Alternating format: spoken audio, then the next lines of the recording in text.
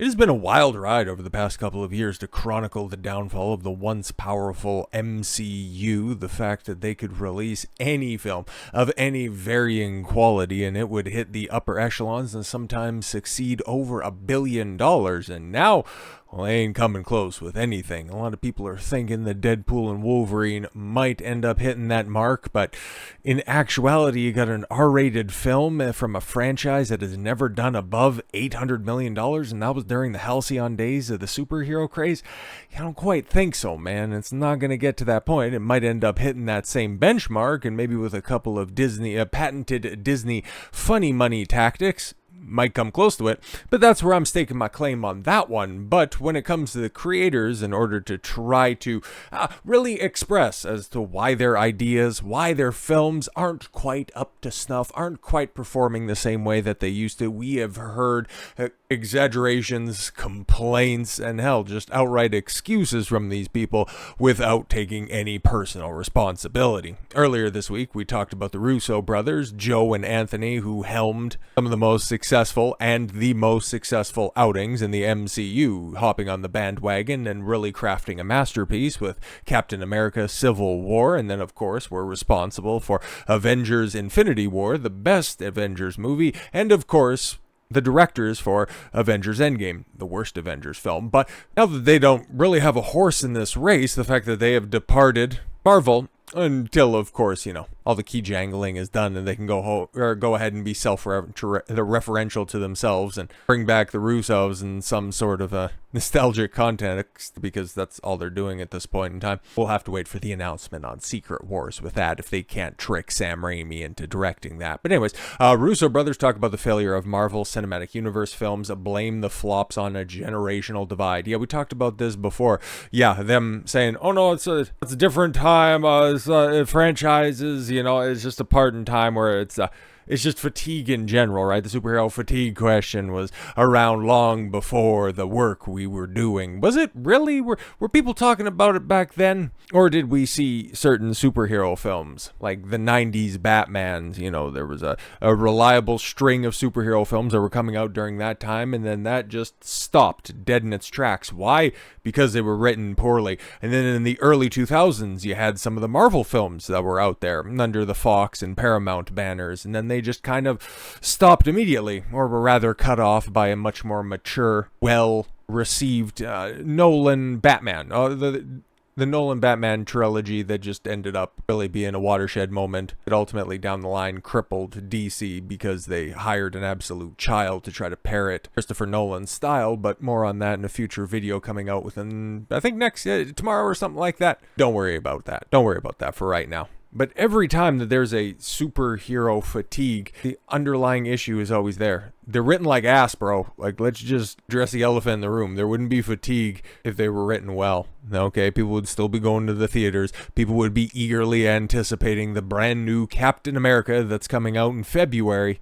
But instead, they're just, lamenting its existence, going, no, Falcon was a good character. Why does he have to take on the mantle of Captain America? Why is it that all of these white liberals that are running these industries just only see validity in white characters and don't want to let, black people be superheroes in their own right? But that's another discussion for another time. Long story short, most people don't even know it's coming out. Don't really care that it's coming out. So for the Russo brothers to simply say, there's a big generational divide about how you consume media. There's a generation that's used to appointment viewing and going to the theater on a certain date to see something, but it's aging out, It's a very different moment in time than it's ever been. Yeah. Things are changing, right? Then if things are changing, why is it you guys can't get traction literally everywhere? It's a multimedia project, this MCU. The fact that you guys have comics, TV shows, movies, and all that stuff, and everything, none of it's doing well. Okay, you're just going to blame that all on, everybody's on TikTok. Okay, then why is anything that you see on social media, the vast majority of it, of course you have the shills that are out there, but even still,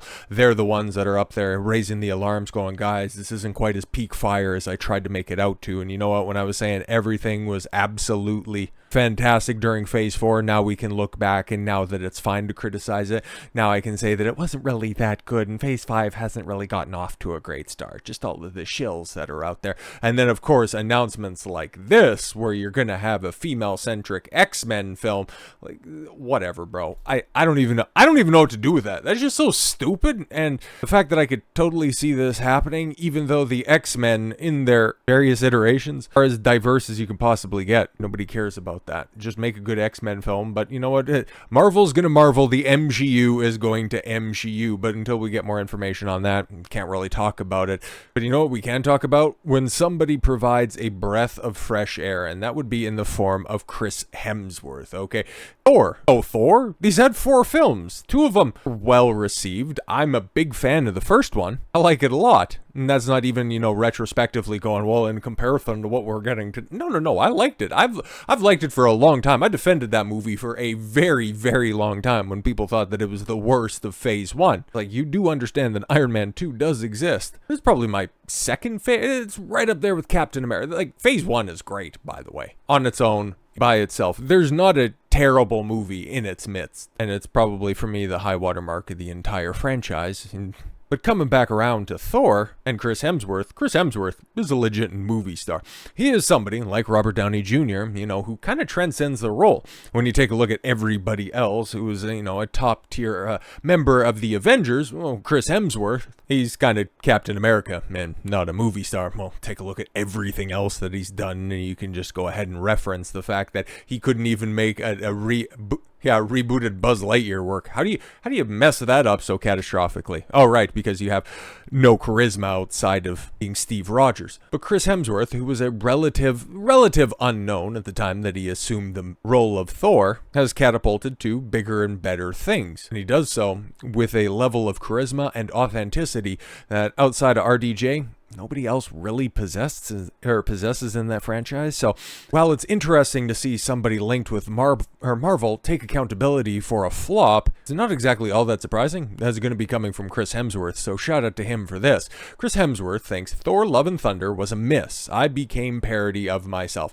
Oh yes, it very much was a miss. Up until the Marvels came out, it had the biggest week 1 to week 2 drop in MCU history. 68%, only to be eclipsed by the 72, was it 71 or 72%? The percentage point, okay. The Marvels was above 70, but what were the excuses there? Okay, you had from Bob Iger, there wasn't enough supervision on set, and then you had from Nia DaCosta, the director, oh, it's just because, you know, people are racist. What does Chris Hemsworth do? Does he blame the fans for not coming out? Does he blame the fans for not accepting Lady Thor? No, he goes, no, it's just, Thor wasn't that great in that film.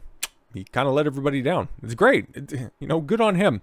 Chris Hemsworth doesn't seem to have much love for the latest Thor film. Vanity Fair profile published Tuesday, the Furiosa star. Yeah, I guess he's going to be the bad guy in not Mad Max. Oh, man. Hopefully he's good in it, because normally he's good in films, okay? Like even Ghostbusters 2016, okay? As much of a dumpster fire as that film is, the most tolerable part of it. As a movie star, what else can you say?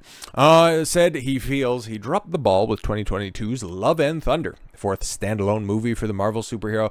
I got caught up in the improv and the wackiness, and I became a parody of myself. I didn't stick the landing. Look at that, man. Because he's talking about okay? He's talking about failures as well.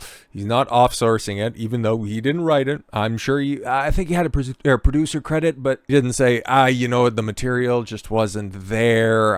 You know, it's just a different time. People just, you know, couldn't wrap their head around this new take and new direction that we want to take Thor. No, he's taking responsibility for it. Director Taika Waititi, who in contrast has been nothing but an ass in regards to his comments of this, received weaker reviews than the previous Thor films. Yeah, Thor Ragnarok, which in 2017 reinvented the title character to be much more comedic.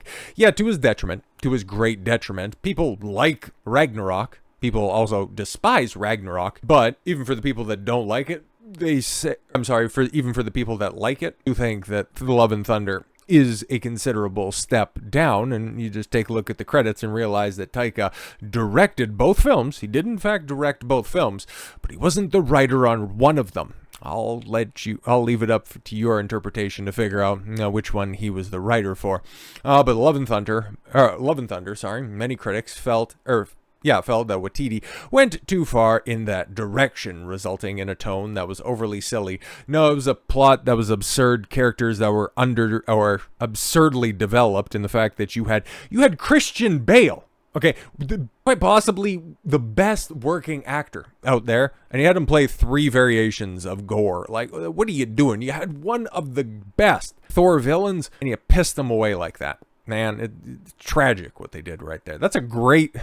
the Gore the God Butcher plotline, that's great. It would make for an incredibly fantastic Dark Thor story, knowing how punished he has been off the back of the Infinity War Endgame saga. But no, we'll just go ahead, make him all flumpy. Fantastic. Good idea. A 5th Thor film has not been confirmed, although Vanity Fair wrote that Hemsworth feels he owes the audience another installment to make up for Love and Thunder. Oh man, I really like Chris Hemsworth. The actor has previously said that he wants to see Thor series be reinvented once again, should he come back for another outing. Just be serious, okay? Because especially at the point that he's at right now, given the fact that he's lost everything, the woman that he loves, every member of his family, none of that has really been reconciled. That would be so great. That's what I liked about the first Thor movie, especially the interactions that he had with his dad. Oh yeah, Anthony Hopkins. He could do so many great things.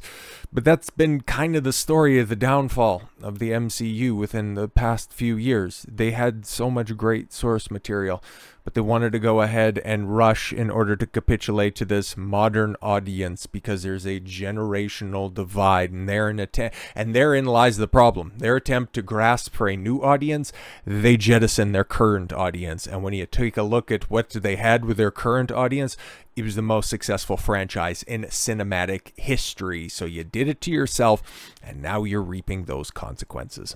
So with all that said, thank you all very much for the gift of your time. I've been Don Consuelo. I want you to follow your gut and get after it. Take care, everyone.